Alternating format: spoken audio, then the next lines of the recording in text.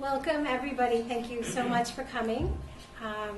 My name is Susan Green. I'm the editor of the Colorado Independent.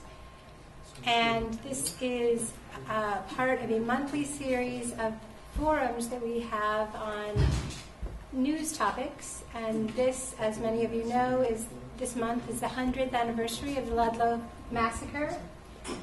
And it's kind of a pet project of mine and probably my favorite topic of all of our panels so far. I want to thank the Open Media Foundation for very graciously hosting us tonight and helping us with a lot of the technical aspects of this. And I want to thank you all for coming. We organized this kind of at the last minute. And I want to quickly introduce our guests, who will then introduce themselves and tell you why they're here. Over on that end is Dave Mason. He's the Poet Laureate of Colorado, teaches at Colorado College, and he is the author of can you hear us now? It's a miracle. He's the author of a book of verse, a very. Can you hold up the book of verse? Called Ludlow, which is a book of verse on Ludlow, which is also one of the best pieces of reporting on the topic that I've read. So he'll be reading a little bit from that. Next to him is Will Smith, who is an employment lawyer in Boulder, comes from a labor background, and will be talking about what it's like on the front lines of labor today and how things have changed and how they have not in the last century. Next to him is Lauren Martins, State Council Director for SEIU, who is here in his own right and also interpreting for Monica Martinez Vargas, who is a retired janitor and kind of the Norma Ray of Denver in some ways. She was one of the early leaders of Janitors for Justice, which was a movement organizing janitors. It started in Denver, it went national, and she has changed the lives of many people in her former profession and is still an active union member. Next to me, Bob Butero, who is the third generation coal miner, I should say that, right? And also the head of the United Mine Workers Union. He's the regional director, and he has spent his whole life, personally and professionally, around the story of Ludlow. Next to me over here is Mary Elaine Petrucci and her dad, Frank Petrucci. Frank's dad was a striker at Ludlow, and his mom and three of his older siblings were in the pit at Ludlow, which is the famous area where 11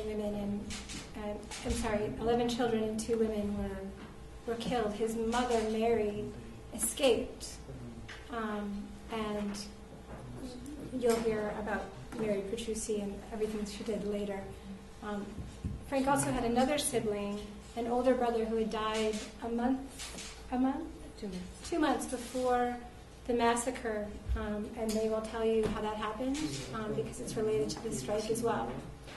So those are our panelists, and I'd like to begin with Bob, who probably has told the story of Ludlow more than anybody in this room, and is probably better at telling it in some ways than anyone in the room, and has probably earned the right to tell it more than anyone in this room. So can you tell us, because there are probably members of the audience who don't know what happened, please? Yes, good evening.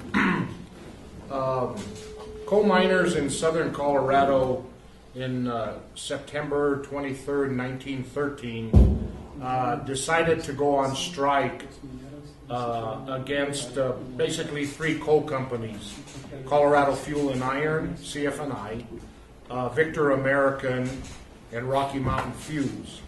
And those were the three largest coal companies that mined coal in southern Colorado, mainly around, at that time, around the Los Animas County and Warfano County areas, with a little bit up around the Fremont County. The miners at that time lived in company housing. The majority of them did. And they had what they called coal camps. So each of the mines, Delawa, Hastings, Berwyn, and numerous other ones, had company-owned houses and company-owned towns. And a few of the reasons, there was mainly 7 issues that they struck over at that time. One of them, they were not paid in U.S. currency. They were paid by what they called company script, and this was, for no better term, monopoly money or funny money. They got paid this, and the only place they could had buying power with that money was at the company store. And the miners themselves felt that, and their families felt that the prices at the company store were very inflated. Miners also at that time loaded coal, and that's how they got paid. They were paid by the ton, mostly around 40 to 50 cents a ton for each ton they loaded. A miner could possibly go to work that day, work for 12 to 14 hours, and if he did not load a ton of coal, he did not receive any pay. So they only got paid for what they put in the coal car and loaded. And when you mine coal, there's what we refer to in the industry as, we call it dead work. And as you're mining through your seam of coal and advancing, you have to support your roof or your top, of course, so that it doesn't cave in as you're doing this. And then also another one of your chores is you've got to build your, for no better term, your railroad, so that your coal car can advance in the face. So these were just some of their work that they had to do. If they had a cave in, they had to go back and fix the cave. Three of the issues that were the demands of the miners were actually state law, and they wanted just the company to obey the law. And those were 3 of the demands that the company refused to do. And then, of course, one of the major issue at that time was to recognize the union as the collective bargaining agent. Miners, as all workers at that time, you did not have a legal right to belong to a union. It was not illegal to belong to a union, but you did not have a legal right to belong to a union. The union, that right came about during the Roosevelt administration in 1935 with the passage of the National Labor Relations Act. That was the first time workers in this country had the right, had a legal right to belong to a union. So when the miners struck on September 23rd, 1913, the companies immediately evicted them from their company houses. So they kicked out men, women, and children, kicked them out of their houses. And at that time, the United Mine Workers was the union on the ground. They went ahead and erected tents. First of all, were able to obtain land, either through purchase or through lease or just through people giving it to them. They were able to build what they called tent colonies. And with these, they erected these tents, and some of the tents, they dug cellars under the tents, mainly for 3 reasons. One is to keep their food. Underground, you're able to maintain the temperature better, whether it's in the summertime or the wintertime. You're able to keep your food better. The other issue was, of course, to protect themselves, because there was numerous times the company's security outfit or the company guards or even the state militia fired on the tents, so they would get up in the cellars to protect themselves. And then the other thing was the winter of 1913, 1914 was one of the harshest winters on record in the state of Colorado. The miners struck in September, And at that time, the coal companies brought in a security firm called the Baldwin Phelps Security Guard. And they were notorious, especially in the coal fields in them years. They were used up here in northern Colorado, and they were used in West Virginia, and numerous other sites. And then also prior to that, the companies had company guards at all these company towns. So they actually hired their own police force, for no better term. Even though there was a county sheriff, these people had their own people that basically enforced the rules of the company town. So the miners struck, and then in October of 1913, the governor ordered the state militia to come in basically as a peacekeeper. That was their main call, was to go down there and keep peace in the coal fields.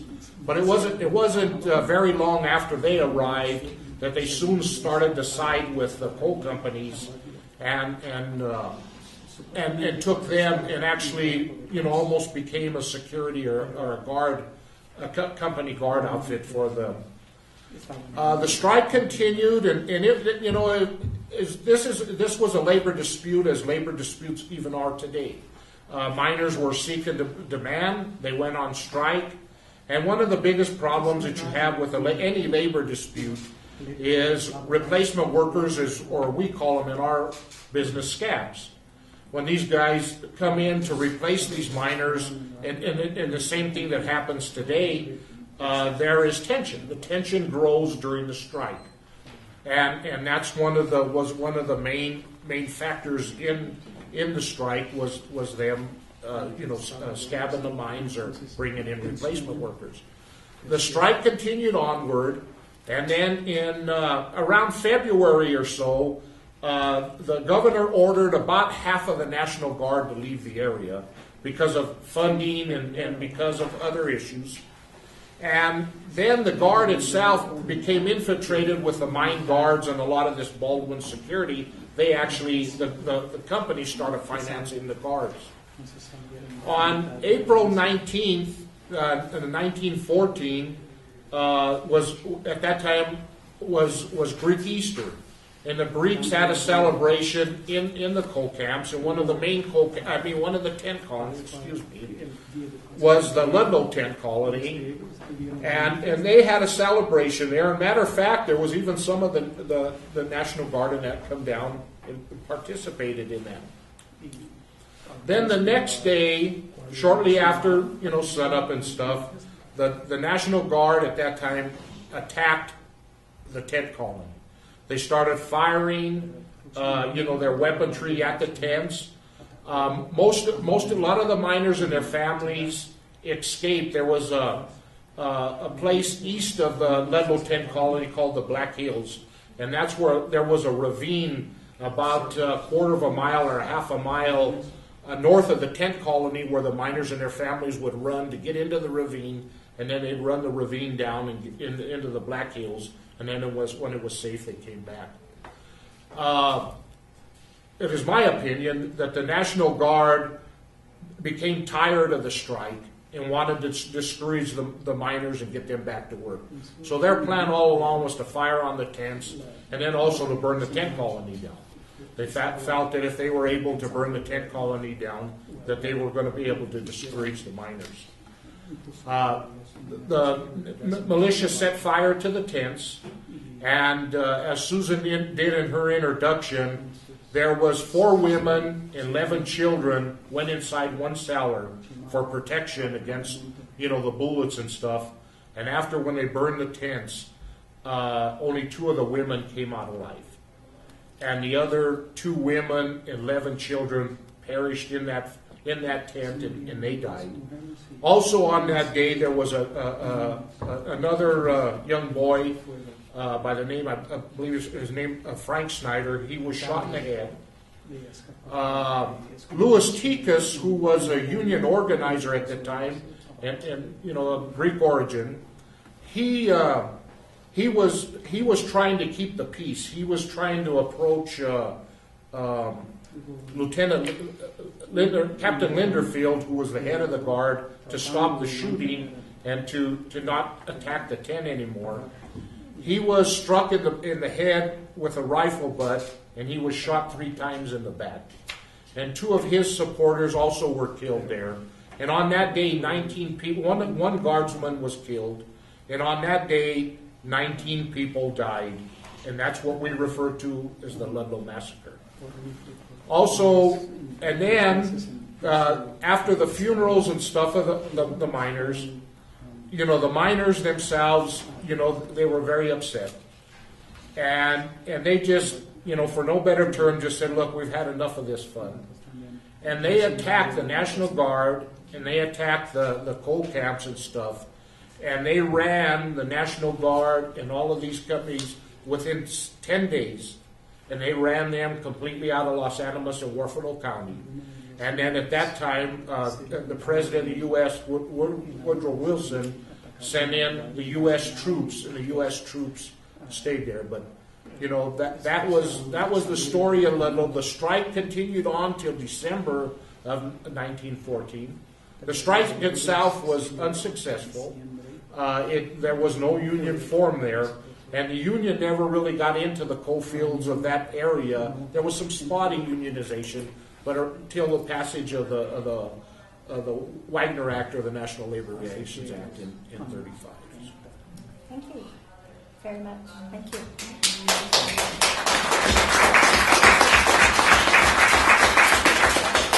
The man knows his story. If you look at your flyer, you'll see a family picture up here, and that is the Petrucci family. And if you look closely, the little boy, the second little boy in the overalls, second from the right, is this guy, Frank. And Frank, can you tell us what it was like growing up in Ludlow? Pardon me? Can you tell us what it was like growing up in Ludlow? Frank was born in 1919 after 3 of his siblings were killed in that pit, and an older brother died. He was sick, and his mom, Mary, tried to take him by train to Trinidad, but was unable to get on the train because the company wouldn't let her get on the train, and so his brother died.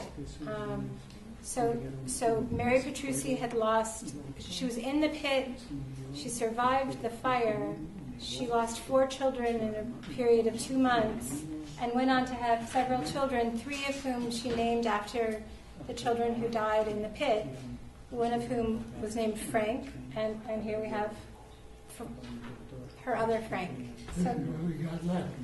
This is who we've got left. Yes. Me. You. Yeah. I got a sister on it too. Your younger sister. So why don't you tell them about living in Ludlow? What you and Grandpa used to do? Living in there, your son and your brother had to play with each other. Our friend that had the boy, he got killed by a train. So we just had each other, and that's all we had to do there. Play, kick the can and put the can on your feet. And there. Oh, sticky. Perfect.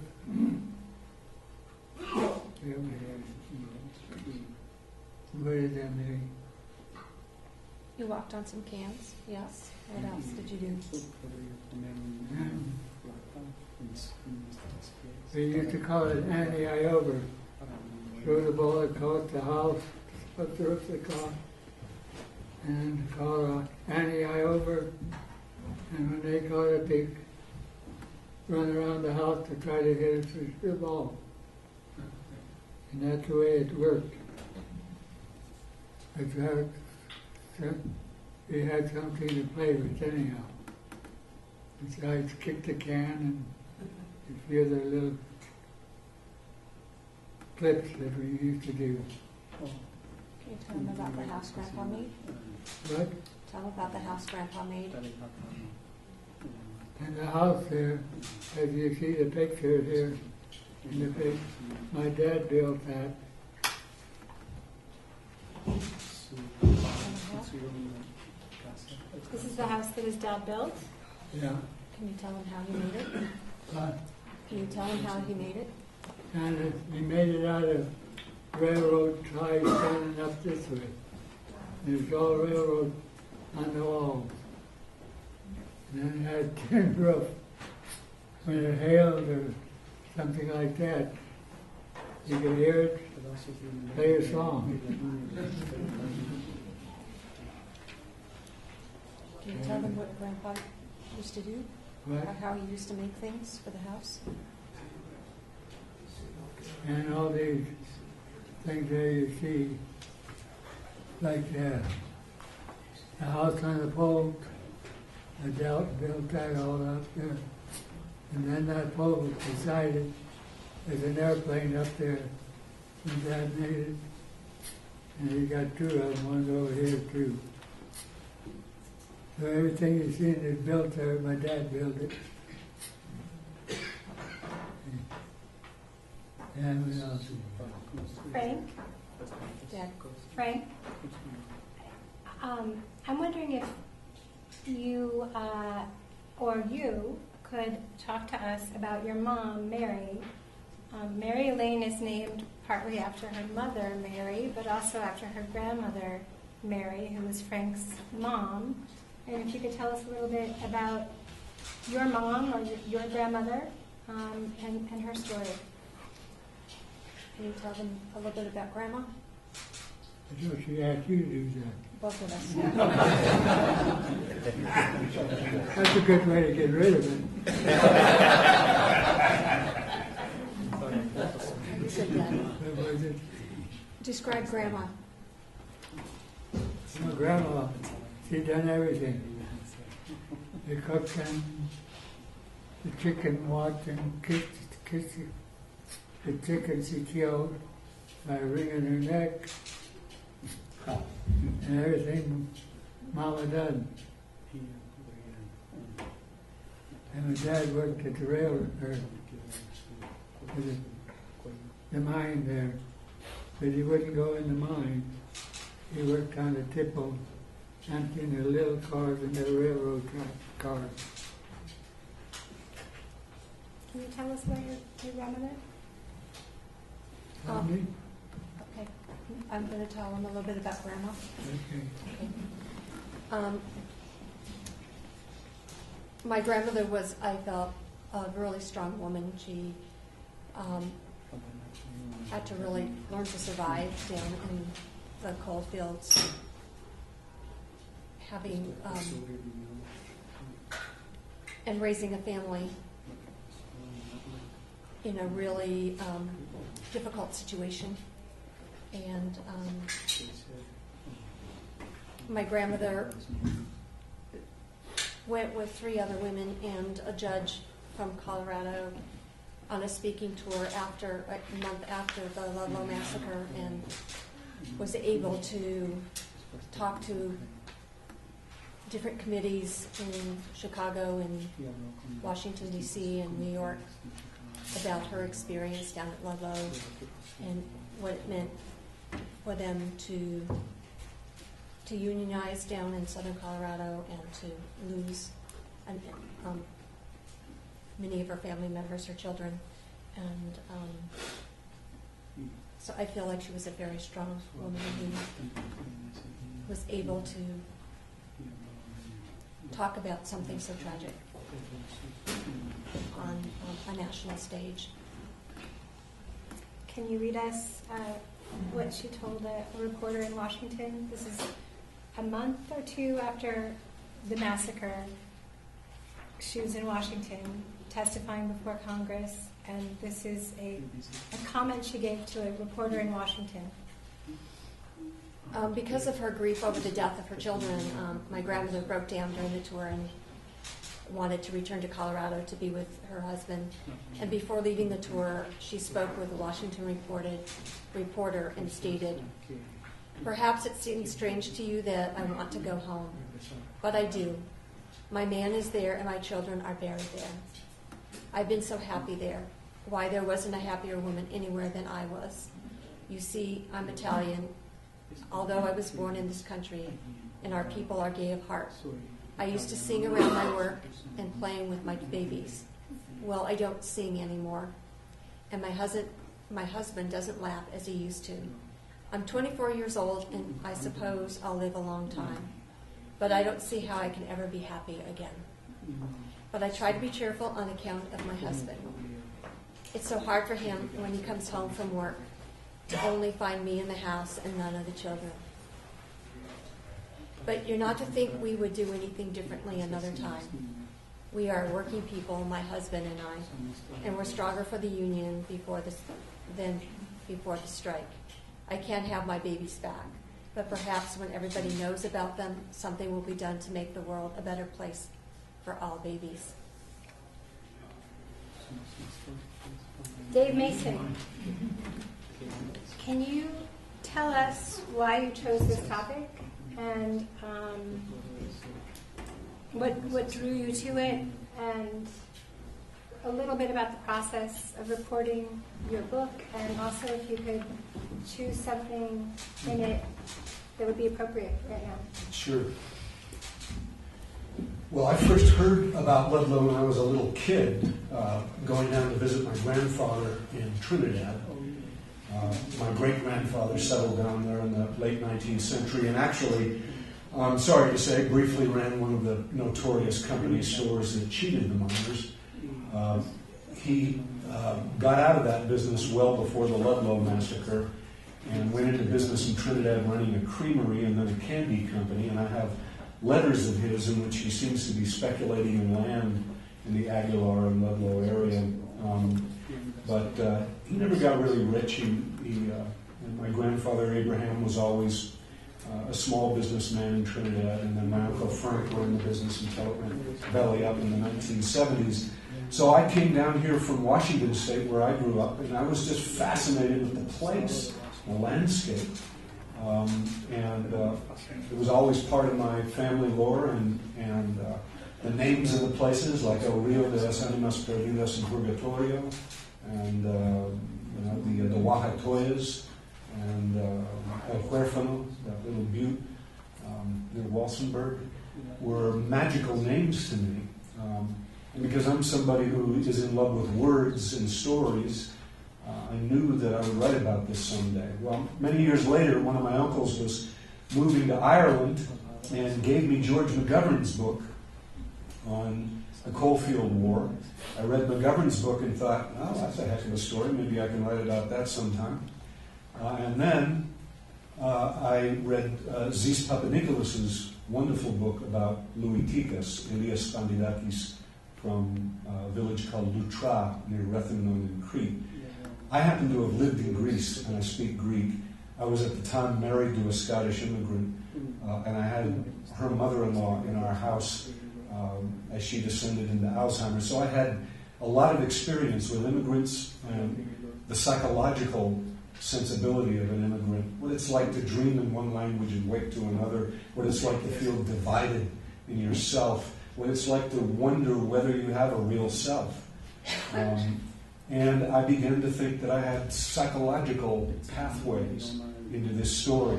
I knew I could write about Elias Spandidakis, Louis Tikas, because I knew a lot of Greeks in his position. At that time, I hadn't been to his house in Crete. I've now been to his house in Crete. And I've spent a lot of time with Greeks who know the story, and even Greek journalists who just made a film about Louis Tikas called Palikari, which means Palikari is the fine young gentleman, the man of great dignity and gravitas. And that's what Louis was. I didn't want to write a book in which I claimed to know the truth. You have to understand that poets are not particularly trustworthy people. I was more interested in the vividness of the story and what it tells us about Americanness. I think America is an experiment in personhood from the very founding to the present day. And I think every election we have is about what a person is, who has a right to be here, what is a human being. We've been struggling with that issue from the very moment that our founding fathers said we hold these truths to be self-evident that all men are created equal, right? But they left a few people out of that document, and we've been struggling to figure out how to put them in ever since. So I had a kind of moral angle on the story, I had a psychological angle on the story, I had a poetic angle on the story in that I love the landscape, and I love the stories that get told about it. And I decided I wanted to write a novel. I didn't want to write a non-fiction book like Zisa's book or George McGovern's book or Scott Martell's book or Thomas Andrews' book about this stuff. I wanted it to be fiction because I wanted to live the story from the ground sense of people who were in it. That means I had to make up a lot of stuff. And the funny thing about making up a lot of stuff is that a lot of it turns out to be true anyway. Because human beings really do have a deep imaginative understanding of what it's like to be in certain conditions. So one day I sat down and started writing, and I wrote, "Shot firers filed in after the diggers left and found the marked drills for their measured shot. As daylight died, the men were blasting deep for the next day's cuts of coal, while down below the mesa smells of cooking rose from shacks in rows. And there Louisa scrubbed the pot as if she were some miner's wife and not a sapper's daughter, scrawny, barely 12. Now, several things just happened right there. One is I fell into iambic pentameter blank verse, which I could lecture about if you want me to. But that means that I'm using poetry, I'm using verse as the vehicle. It's like the banks of a river that are going to make the current of the story flow. I'm using that as the engine, the verbal engine to drive my story down the page. I'm also using a bunch of words that I learned from sources about mining, about some of the language Bob Butero was just using now, like deadwood, or shot firers, or diggers, or whatever. But I'm not footnoting any of it. I'm not explaining any of it. Because I'm not interested in making the story easy for you. I'm interested in grabbing you by the scruff of the neck and pulling you into it and holding you there. That's my job as a storyteller. So if you're feeling a little verbal strangeness as you move into a story, that's okay from my point of view. You'll figure it out. You'll find your way through the story, and I have to trust you to do that. The third thing that happens in that opening passage is that I found that I've invented a little girl. Her name is Louisa Mole. Her father's Welsh and her mother's Mexican or New Mexican. And she gets orphaned in the opening of my book. And that means she's my road into the story. She's my psychological road into the story. I write about Louis as well, but I'm just going to read you 4 stanzas about Louisa to give you a sense of how the book moves. I'm going to read these 4 stanzas because Frank so wonderfully talked about how his grandmother would kill a chicken by wringing its neck. And what I'm doing here is making use of my Scottish mother-in-law's memory of her mother killing a chicken. Pretty similar deal. Okay? This is the little girl, Louisa Mole. She's just been orphaned, and all the immigrants around her are trying to figure out what they're going to do with this little girl. Scottish immigrants, Mexican, Greek, Italian, etc. And they've already told the orphanage in Pueblo to get the hell out. So we'll take care of this girl. It's the stanzas I'm going to read start from kind of far away from her point of view and then zero in on the point of view of this 12-year-old girl who's just lost her parents. Out of the rock folds, the scrub, the deep sky. Out of the junipers that loosed the dark when the sun crept over the mountaintops. Out of the mouths and tipples of the mines where men still worked, inquest or no inquest, where coke ovens glowed a stone inferno.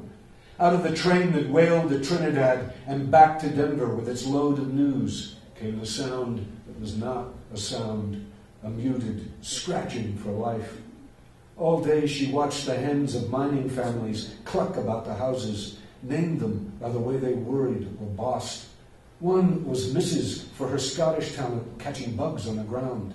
One Senora for the way she pushed the other hens about despite a tattered wing coyote plucked. And the old cock who croaked his song at sunrise was a Welshman for the way he tried to sing. Her playthings, better for not being people and being so much smaller when they died. Girls came by, showed her their stitched dolls. Boys looked over their shoulders, whispered among themselves. She heard them talking, breezes, hens, women. Whenever she passed the yards, their wash tubs, their bodies at work. She knows, said Mrs. She knows the rag, the blood. She's no too young for it. We've men who stoop to the wrong thing here. She isn't safe. And more she wouldn't hear, though it came at her in whispers from all sides in the feeding and breeding and dying life of the camp. She watched as a woman scooped up a hen by the legs, stepped on its squawking head, and jerked. So there's a little sense of what I'm trying to do is give the ground sense of the life in the camp before, during, and after the massacre. I've never been down in a coal mine. I have family who've been down in the coal mines, but I've never been down in one.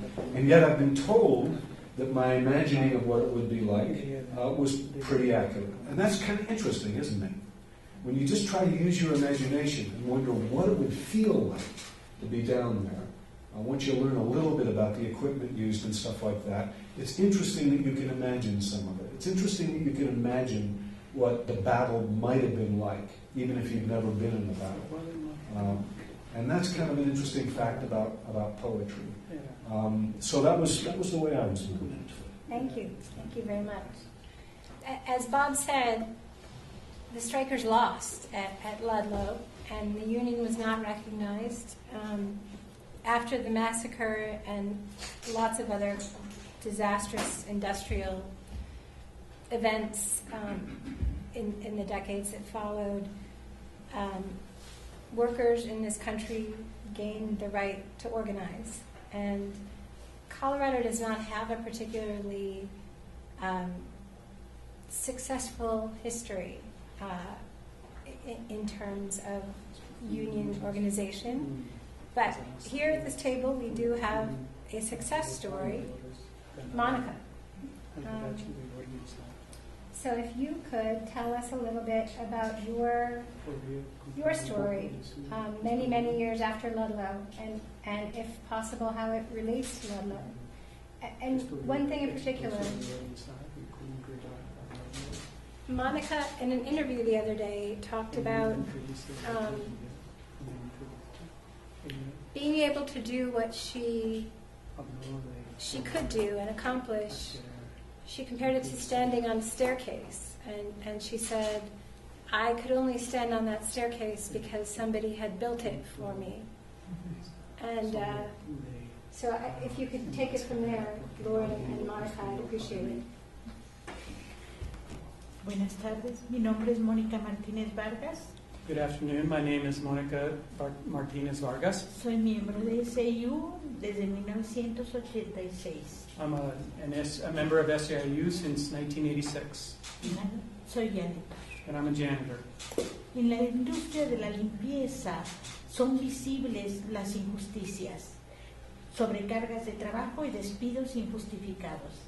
In the janitorial industry, there are many injustices, overwork, unjust firings. SIU ha tomado muy en serio el mejorar la calidad de vida de sus miembros y ha llevado grandes luchas para lograrlo. SEIU is very serious about improving the conditions of the living conditions of its members, and has had great struggles to do that. El primer contrato y los primeros trabajadores que se organizaron fueron en el centro en 1987. The first master contract for janitors downtown was in 1987. Otra lucha muy fuerte fue unir a los trabajadores de los suburbios. Another very difficult struggle was unite the workers in the suburbs. Unirlos en un contrato maestro con los empleados del centro. Eso fue de 1996 al 2000.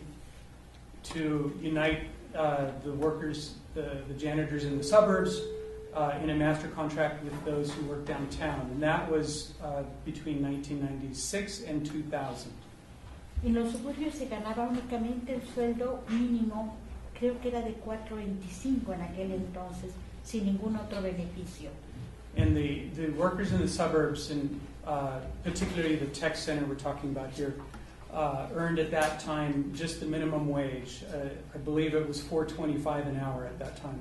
La compañía Main Limited, pronuncié bien, The company Maintenance Unlimited tenía el 30% de los edificios had 30% of the buildings, y se negaba a firmar una neutralidad para que entrara la Unión a sus edificios. and they were refusing to sign a neutrality agreement to allow the workers to decide whether to have a union without interference. Despedían a los trabajadores que hablaran con nosotros, They would fire any janitor who would talk with us. como le pasó a mi hermana Malena, pero ella siguió luchando en apoyo a sus compañeros. And like what happened to my sister, but she, despite that, kept fighting for her coworkers. Las demás compañías decidieron no firmar la neutralidad hasta que Main Limited lo hiciera. And the other companies decided they weren't going to sign a neutrality agreement until Maintenance Unlimited did. Los trabajadores, cuando nos veían llegar, corrían para evitarnos. The workers would run when they saw us to avoid us.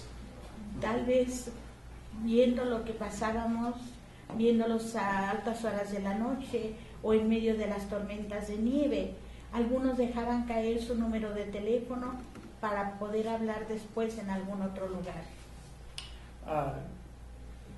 It was because of fear, and maybe because they saw us out there in snowstorms or in the middle of the night. Some of them would drop little pieces of paper with their phone number on it, so that we could contact them at another time. Por fin firmaron el acuerdo de neutralidad y eso hizo que todavía el de la compañía, el contratista, decía que sus empleados no querían la unión, ser representados por la unión. So we finally won the neutrality agreement, although the owner of the company was still saying that his employees didn't want a union. Sin embargo, al presentar las tarjetas para ingresar en el edificio Stanford 1, y era del 2 y del 3, se firmaron todos los empleados en menos de 10 minutos. So in one building, the Stanford building number 1, all of the janitors signed within 10 minutes, signed a card to join up with the union. Las demás compañías también firmaron para entrar. The other companies also signed a neutrality agreement. Cuando la negociación se consiguió un aumento de $1 por hora. So when we got to negotiate, we won a raise of $1 an hour. Horario completo. Full-time work. Y con eso todos los beneficios que vienen. Vacaciones, seguro médico, días de enfermedad, etc. And other benefits, vacations, paid holidays, sick days, and so on. Estas victorias fueron posibles gracias al apoyo de políticos, de gente de la comunidad, de estudiantes universitarios. This victory was possible because of the support of elected officials, of community members, of churches, La membresía. the members. Otros grupos también han tenido grandes batallas para lograr avanzar en sus derechos.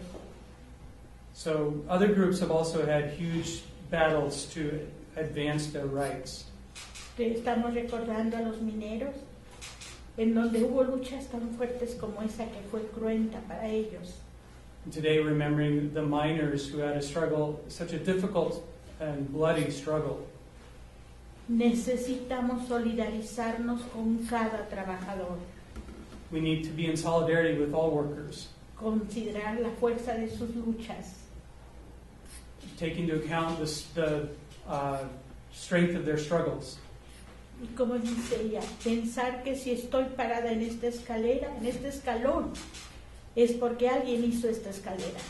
And remember that if I'm standing on this step, it's because somebody built this staircase. Si yo tengo sindicato, es por gente como su padre, su abuelo, que lucharon desde entonces. And if I have a union, Gracias. it's because his grandfather struggled from way back. Muchas gracias. Thank you.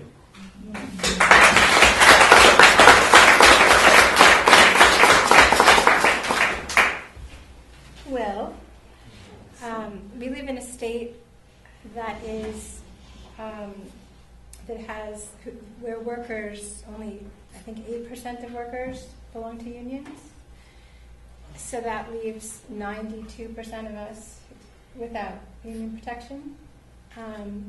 And you work with that 92%.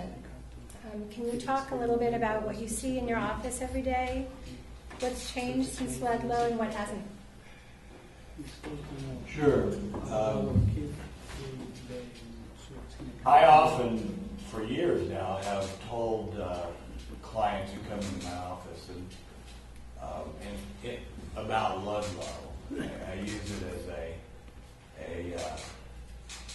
learning point because the non-union clients who come to me, my practice primarily involves people who got fired wrongly or who they're being harassed or having things taken away from them. And there are some times when we can help them if it was based on discrimination, either ethnic, race, age, protected things like that. But most times, they really don't have that much of a chance. But I relate to their expectations, and people actually think they have more rights than they do. People think that in a workplace they have constitutional rights, such as free speech. People think that in a workplace they have the right to due process and fundamental fairness. And they think that if they are loyal workers and they do a good job and work for a long time, that they have a right to be rewarded and treated fairly. And that's just not so unless you're in a union. And the reason I relate to them is because I have always had those same expectations. But the reason I had the expectations was I grew up in a family that was always in the union. My dad got his union card, I think, in 1954, and he was a shop steward and a local president, and ultimately, I think he retired in 93 as a union member and retired comfortably on a union pension. So I have that same worldview. I deeply believe that's how it should be. But I have to quite bluntly tell a lot of people that you don't have much of a chance here. And rather than go into all the very complicated, almost Byzantine laws, which talk about employment at will, and is there an exception, such as discrimination or public policy, instead of just making them numb with that, I say let's look at where employment law in Colorado began. And I say, Colorado labor law and employment law began with the government of Colorado and the Colorado National Guard killing employees because they thought they had the very rights that you think you have. And we haven't come very far. And then I say, now let's start doing the dirty work to see if we can get anywhere. But I very much relate to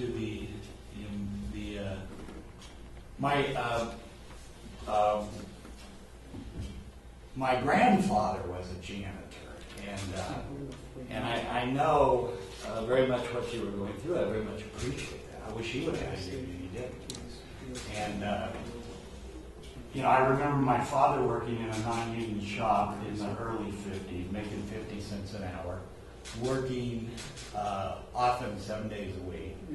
And I had forgotten this, but my mother reminded me that they would go to the drive-in movie back in the 50s, and he and his young wife in their 20s, they would go out there and have a nice evening. And the boss from the bakery would come out and knock on his window and say, "You got to come to work."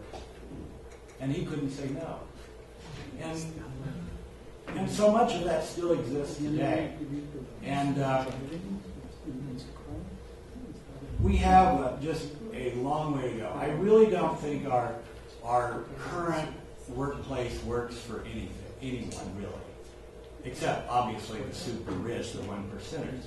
But small businesses don't do well in this workplace. They have to be worried about this Byzantine set of laws and getting sued. People don't have rights that as Americans we respect. So, to tell that unfortunate story, I tell them about the Ludlow Massacre. Thank you. So back to the Petruccis. I was surprised to hear that when Mary Elaine was growing up, and actually when Frank was growing up, there wasn't a lot of talk about what happened in 1914. In fact, the family really only started talking about it in the last several years. So Mary Elaine, can you talk to me about why you think that's so? I think that people of my grandparents' generation didn't really speak of things like that, personal, tragic things to other people. And I think because of the tragedy and because my grandparents had lost 4 children, I think that was so traumatic for them that they just wanted to kind of move on and start a new life with another family. I think it was just that generation where they kept to themselves and didn't really talk to other people about what was going on in their life, and to ask for advice on how to deal with something that so tragic occurred. What about your dad? Dad really didn't speak about it either. It wasn't until we became more involved in Ludlow and learning more about the process of making Ludlow a national monument, national landmark, that I began to learn more about the people who were involved in that whole process and what my grandmother was able to do like a month after, to go on that speaking tour and given her loss of 4 children, and I think that was one way for her to let people know about what happened to Ludlow during that speaking tour, but to talk about it with family or with other friends. That just wasn't something that was done in that generation. What do you see as your role in terms of Ludlow? I think I see my role as wanting people in the community and nationwide to know about Ludlow and what that has really meant to helping people, like Will had said, to belong to a union and to have a better life. And I think that probably gave rise to the middle class and giving people more opportunity to make a difference in their lives. I think that's what all the immigrants wanted when they came here to the United States, was to have a piece of that American dream. Thanks. I'm going to leave this question open to you and to Dave and to Will. It seems I've been down to Ludlow, spoken with people who actually still live really close to the site, whose families were there, and yet when asked about it, they kind of seem reluctant to talk about it a little bit. It's still very raw.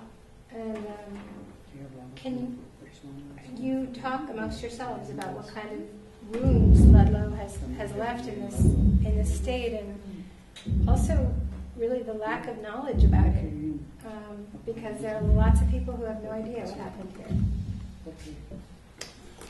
Go ahead, Bob.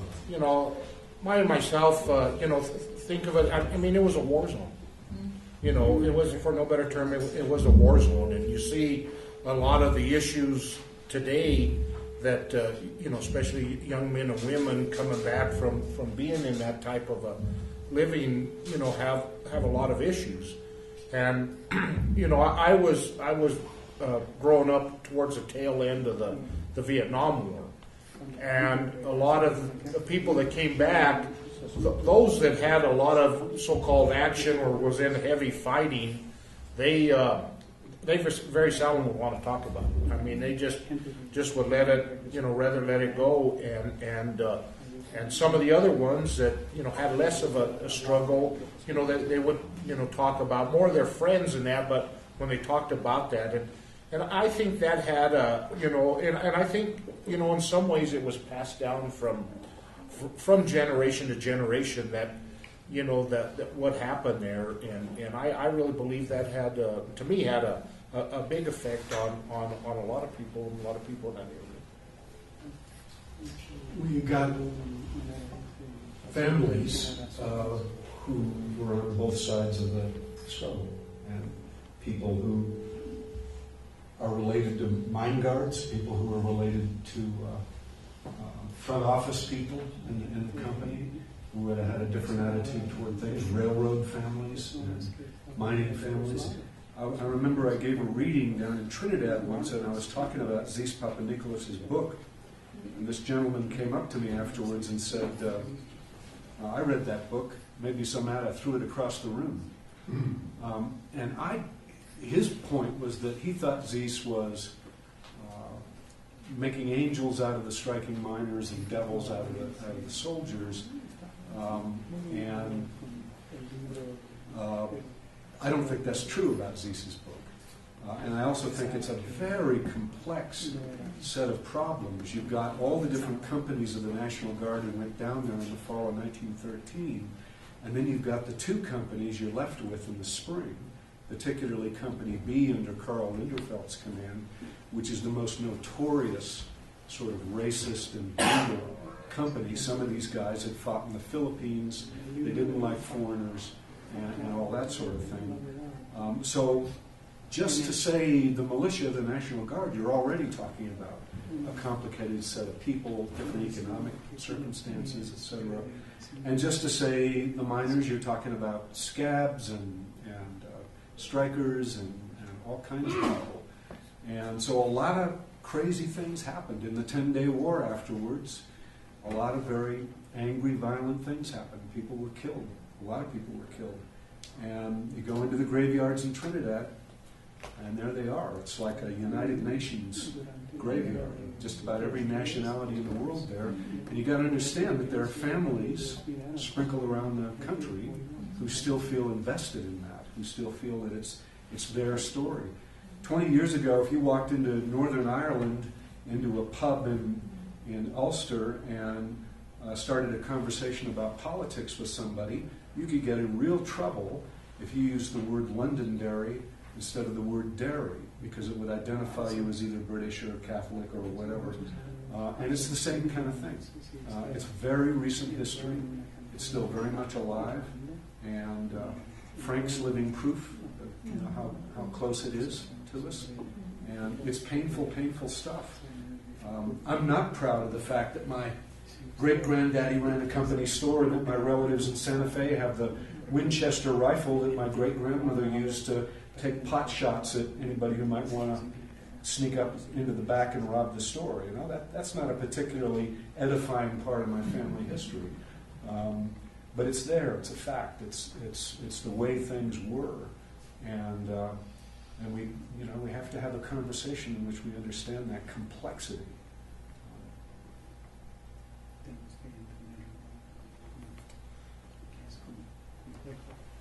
people don't, I mean, the people in Ludlow were experiencing trauma at a level that, fortunately, we don't normally see in this world. And the people who see it are combat veterans, the kids coming back from Iraq and, as I was saying, in Afghanistan. And I just spent 20 months in Afghanistan myself, doing as a legal advisor.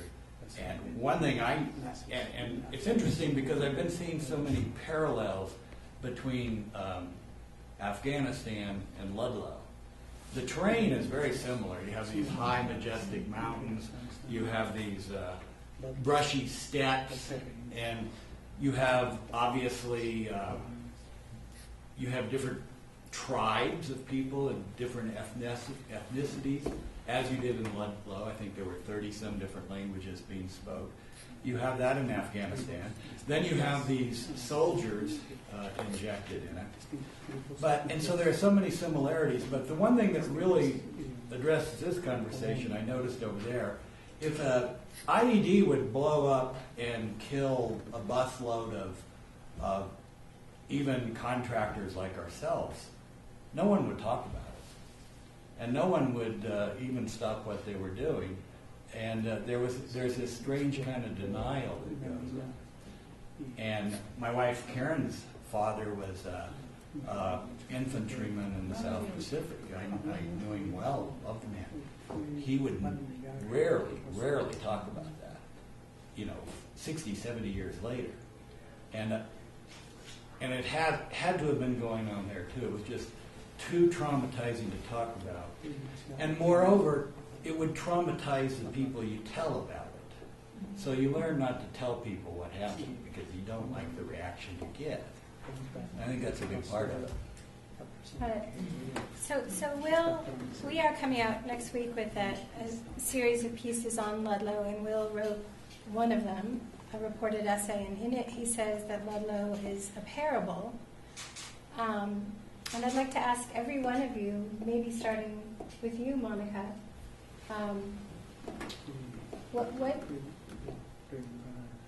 what have we learned 100 years later from what happened there?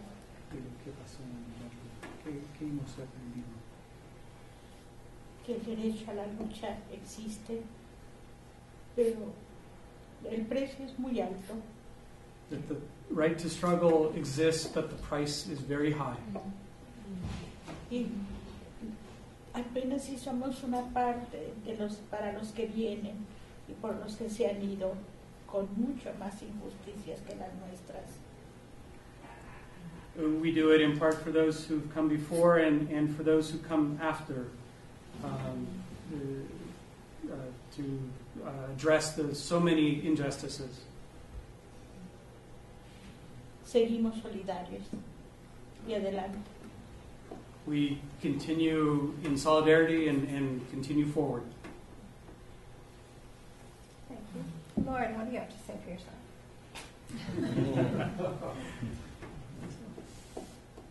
Yeah, it really strikes me that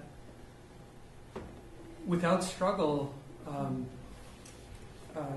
the things that many of us take for granted are in danger of disappearing. I mean, the middle class, the existence of a strong middle class in this country is something that we tend to think of as just part of our country. But it's the reason it exists is because of the struggle of the people like the miners at Ludlow. And if we don't continue that fight, we lose the things that have been gained. You look at the last 30 years in this country, the median wage in Colorado today is lower than it was in 1985. Minimum wage today, if it had kept up with the growth in productivity in this country since about 1970, today would be over $17 an hour. If it had only kept up with inflation, it would be $10.70 an hour. And so low-wage workers, if they don't, if they haven't been able to achieve gains through the kinds of struggles that the janitors, have carried out, people are losing ground, and the middle class is slipping into in danger, and I think that's a lesson that, you know, without the struggle, we're at risk. When you hear that, how does that make you feel? It just tells me that,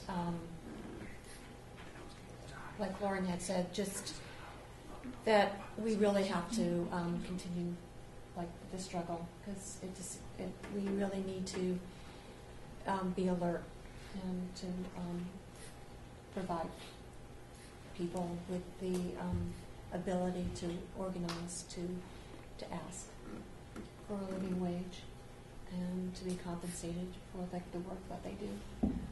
And if we don't, I would agree we would probably lose the middle class. You too, down at the end of the table. I was just thinking about the struggle in memory, and I'm thinking 170 years ago, a French aristocrat wrote about America, that this society would be a society that would always destroy the past. Alexis de Tocqueville in Democracy in America, that Americans would have no memory. And I think on the whole, we are an amnesiac culture. I think it's shameful. And I think we bear a responsibility, all of us in this room, to tell the stories. Everybody. To remind people what has happened in the country.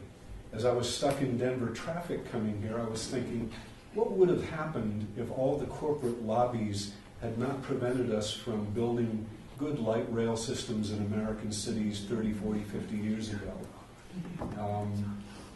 Would the quality of life in American cities be better? I don't know, obviously, but what I'm thinking about is we need to ask ourselves whether the system we've built here, whether our acquiescence to corporations and banks is making life good for everybody. Quality of life, basic dignity and quality of life. That has to do with healthcare, education, all of it. Understand how much corporations govern our decisions in those realms. Why is it that we bankrupt our youth trying to pay for education, and we bankrupt our elderly trying to pay for health care? What kind of a society does that? What kind of a people are we? What are our values? And why aren't we angry about what we have done to ourselves? I think Ludlow speaks to this stuff. Education and health care were part of the life at the camp. There was a time at which the company, in a paternalistic manner, had a modest way of taking care of education and health care. That all went out the window, at least the versions I've read, when John D. Rockefeller Jr. got a controlling share in the company and hired L.M. Bowers and others to run the business and make it more profitable. That's my understanding of the situation there. I'm married to an Australian. I've just been in Australia, where there is at least basic health care. It's not great, but it's basic. And there is basic education funding. Not great, but it's there. And that allows a kind of social stability to happen in which a greater number of people partake of the greatest good. It's all being dismantled right now by a conservative government, so maybe that's a moot point. But I think Ludlow speaks to the very founding of our nation, the very nature of the society we are, and it is a crucial story to tell and retell. It is the story of America in a nutshell. The only really big narrative of America that's excluded, slavery's included because blacks were scabs in the Ludlow strike, but the Native American story is excluded largely from this narrative. But it pulls in a hell of a lot else, and damn near every ethnicity you can think of in North America was there. Southern Colorado was as ethnically diverse as any place in the country. So we have to remember. It's up to us. There's nobody else. Nobody really wants us to remember. That's the problem. And they control the story. So we have to tell the story. We have to do a better job of telling it. Thanks. Will, you and I have talked a lot about John D. Rockefeller Jr., who was a really easy guy to hate. Unless you get a Rockefeller grant. Right, right. I don't. Do you? Do you? No. Okay.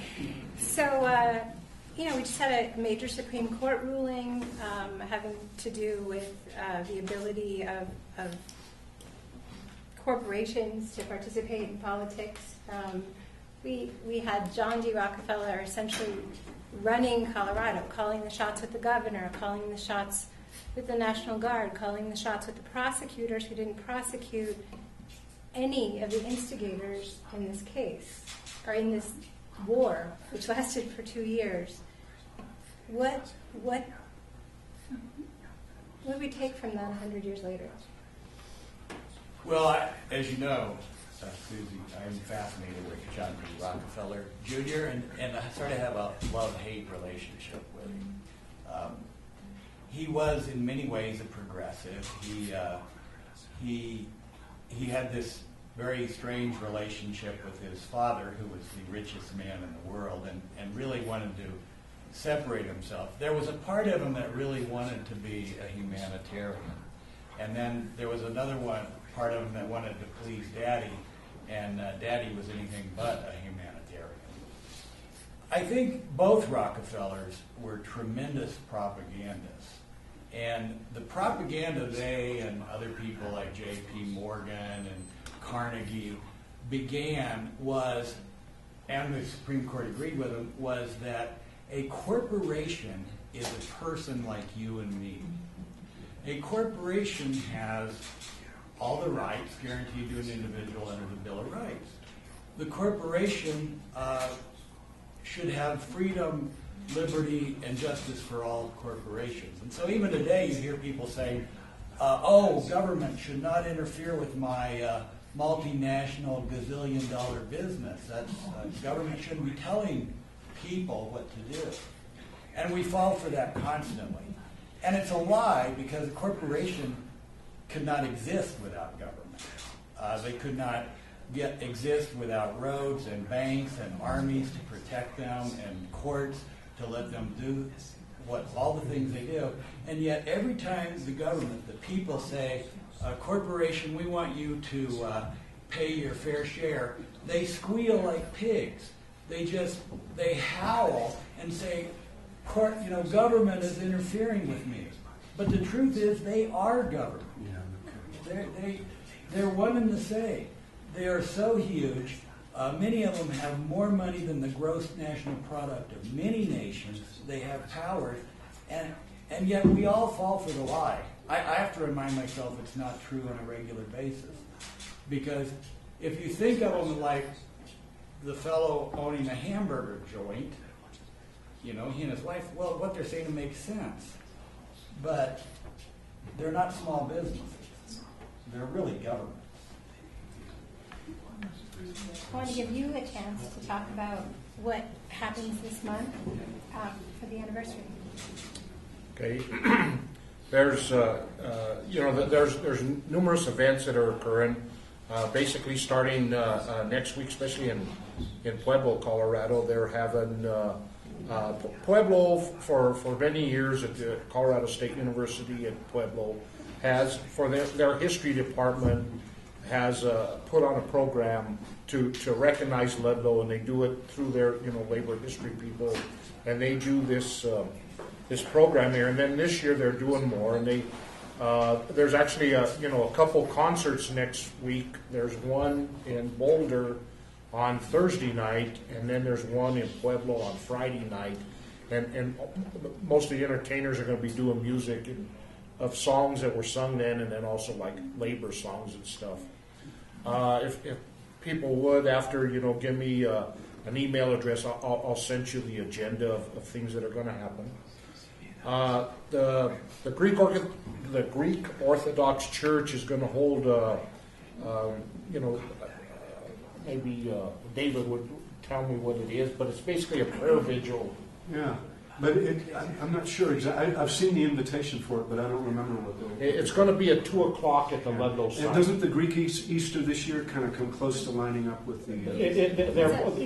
They both occur on the same date. It's Yeah. one of the few Yeah. times Yeah. that the Greek Easter, but they call it's like AGAP or something. It's called. Agape. It means love. Okay. It's a love ceremony. So they're going to come down and do a prayer vigil. The mine workers are going to help them set it up and stuff, and that's going to be on the 20th. The United Mine Workers, we're going to hold our services on the 17th and 18th of May. 18th is going to be our service there at the site. And also that week on the 10th here in Denver, the 13th in Pueblo, the 15th in Colorado Springs, and the 17th in Trinidad, the mine workers are sponsoring a one-person act. It's going to come here, a woman out of Maryland, does a Mother Jones, and we're going to have one at the Sioux Theatro Theater, just basically across the street, basically, and that's going to be on the 10th, the Saturday the 10th, and then Al Pueblo Museum on the Tuesday in Pueblo, and then University of Colorado Springs in Colorado Springs on Thursday, and so those are some of the events. One of my personal goals in all of this was, as David touched on, is for us to to bring it back, bring Ludlow as a conversation amongst people. I have my opinion of what went on there, but that discussion should occur. And one of the things that David said earlier that really said with me is almost everybody that was involved at Ludlow that was on the ground, and I'm including, I don't care what side of the fence you're on, but everybody at Ludlow that was on the ground was a worker. And it's sad that you had corporations pitting worker against worker. But that's what happened there, was workers were killing workers. And that was a product of corporations and of capital or those people, And one of the things that gets me is, when Ludlow happened, again, it was lost, but it led to basically the passing of the Wagner Act. And then you had this explosion of union membership from basically 1935 to 1947 when they passed the Taft-Hartley Law. And the Taft-Hartley Law was the first real restriction on unionization in this country. But what happened during that time is that what made this country become the greatest country on earth, because it started the middle class. And people were able at that time to buy houses. They were able to start investment. And you know what was the crazy thing about all that? There still was rich people. And there's still, the money might have had to run around the bush a couple of times, but it still went back to it. Yeah. So it never was, all these people fight and resist this, but there was still, and that's what's happening today, is the rich have squeezed us so bad that you can't, that they're not allowing that to develop. They've taken jobs overseas. They've done whatever they can to squeeze this capital on us. And, and Will talked about, what happened to us like from 1980, basically from 80 on, that, that they changed the rules on us. Everybody started going down, paying less money. Manufacturing base went out of this country. But they loaded our pockets with plastic. And everybody, you couldn't open your mail or go to your mailbox without an invitation to get a credit card. So we all had plastic, and that kept the economy churning, even though wages were going down and this whole standard of living, until 2007 when somebody said, hey, this bubble just burst. And when that happened, now everybody's tight with credit and stuff, but until we get back to making stuff in this country, and until we start putting people back to work and getting people going, we're going to be in this rut forever. And it's got to be the rich that that step. Or we got to organize to get the politicians to do what is right. And that is one thing that we have. That's a failure on us, and especially I take it on my generation, that we've let these people get away with this. And we should have been hitting the streets a long time ago, making sure they do the right thing. Frank, you were here first, and you should have the last word. What do you want people to know about Ludlow? What do you want people to know about what happened to your family? Everything you spoke about, that don't let this thing happen again in this country or any other one. And if you see anybody trying, fight with them. And I hope it never happens again.